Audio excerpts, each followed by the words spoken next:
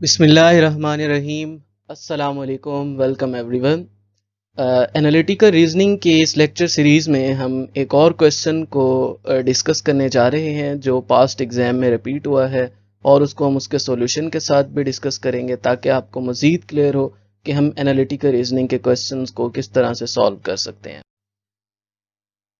Okay, let's move to this question.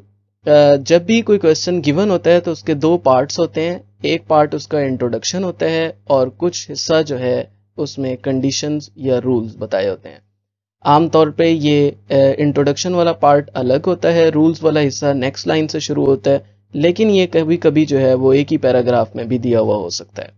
तो हम introduction में देखते हैं, a tyre maker codes tyres with 4 symbols, कि एक टायर मेकर जो है वो एक टायर को 4 सिंबल्स के साथ उसकी कोडिंग करते हैं, यानी हर टायर के ऊपर 4 सिंबल्स लिखे होते हैं और उन सिंबल्स में से कुछ जो है वो नंबर्स होते हैं और वो नंबर 1 से लेके 4 तक होते हैं, और कुछ जो है वो लेटर्स होते हैं और वो लेटर्स भी ए से लेके डी तक के दरमियान में होते हैं।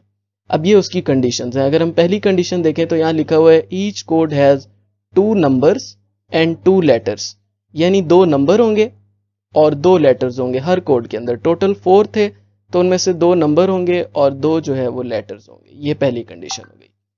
दूसरी कंडीशन क्या है, 2 numbers must be next to each other, यानी ये दोनों साथ साथ होंगे, नंबर्स आपस में साथ साथ होंगे और लेटर्स आपस में साथ साथ होंगे। Letters must also be next to each other, यानी इस तरह 2 नंबर्स होंगे और 2 कोई से जो है वो लेटर्स होंगे और ये दोनों साथ साथ होंगे। लेकिन अगली कंडीशन ये है कि ये लेटर्स डिफरेंट होंगे, यानी लेटर्स एक जैसे नहीं हो सकते, दोनों ए नहीं हो सकते, दोनों बी नहीं हो सकते, दोनों सी नहीं हो सकते, ये आपस में डिफरेंट होंगे। और नंबर के हवाले से लास्ट कंडीशन है कि जो राइट वाला नंबर है वो लेफ्ट वाले नंबर से एक जो है वो हमेशा ज्यादा होना चाहिए, मतलब right one must be greater than the left one. Okay, देखें ये हमारे पास कुछ कंडीशंस हैं जिनको हमने समराइज करके लिख लिया है। पहली कंडीशन क्या है, 2 नंबर्स एंड 2 लेटर्स। दूसरा क्या है कि नंबर्स और लेटर्स दोनों साथ साथ होने चाहिए। और तीसरा क्या है कि लेटर्स डिफरेंट होने चाहिए। और चौथा क्या है कि राइट वाला नंबर लेफ्ट वाले नंबर से ज्यादा होना चाहिए। ओके, ये क्वेश्चन है यहाँ पे एमसीक्यू के, if the fourth symbol is 3, अगर फोर्थ सिंबल जो है वो 3 है तो थर्ड सिंबल क्या होगा। ठीक है, तो हमने देखें जब भी कोई क्वेश्चन दिया होगा तो हमने उसको कंडीशंस के हिसाब से चेक करना है। इस तरह से 4 ब्लॉक्स होंगे टायर के ऊपर, और अगर फोर्थ ब्लॉक के अंदर यानी फोर्थ सिंबल जो है वो हमारे पास अगर 3 है तो इसका मतलब है ये दोनों नंबर्स होंगे, क्योंकि अभी हमने पढ़ा है कि लेटर्स और नंबर साथ साथ होंगे। रूल 2 के मुताबिक अगर हम देखें तो लेटर्स और नंबर्स दोनों साथ साथ होंगे। तो एक चीज तो क्लियर हो गई कि जो थर्ड सिंबल है वो भी जो है वो नंबर होगा, थर्ड सिंबल भी। लेकिन सवाल ये पैदा होता है कि थर्ड सिंबल क्या होना चाहिए, तो उसके लिए रूल 4 यूज करेंगे। और फोर्थ रूल क्या है कि राइट वाला नंबर लेफ्ट वाले नंबर से ज्यादा होना चाहिए। अब ये वाली जगह जो है ये क्या है, ये लेफ्ट वाली है, और ये वाली जगह क्या है, राइट है। तो 3 जो है ये ग्रेटर होना चाहिए और लेफ्ट वाला नंबर स्मॉल होना चाहिए, यानी यहाँ पे स्मॉल नंबर आना चाहिए अकॉर्डिंग टू रूल 4। तो अब हम देखते हैं कि फोर्थ रूल के मुताबिक स्मॉलर नंबर कौन सा, इट इज 1। सो यहाँ पे जो हमारा आंसर होगा ये कौन सा होगा, इट विल बी 1। सो इस तरह से रूल 4 और रूल 2 की हेल्प से हमने यहाँ पे आंसर फाइंड आउट किया।